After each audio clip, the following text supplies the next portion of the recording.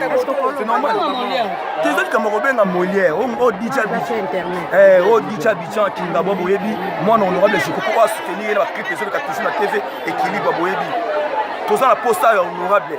Pour qui ça moment quoi il y a la dimanche le à partir de 12h juste et craquer ma casse honorable à Koufi. Mais tout ce que tout ça la badouti.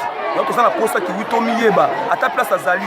Bati kata biso ba otomona toyeba que c'est sur pour tout ce que tozo ni makaraté. Net nga Abidjan la télé ko nandi honorable na lali fena mona kaka na miso. C'est quoi ne bat batondi boy vraiment ozo ezolo ba manini vraiment.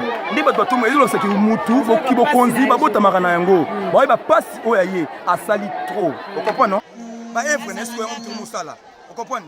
Oui, tout ça c'est calamité au côté de Motoko ma élection. Bah ça la poste payer bah ouais bah on t'a nini azala payer bah pour na payer. Ce qui peut rien pour net mais tout le monde est là nice. Hein tout le monde est kaka ça la bien ma casse.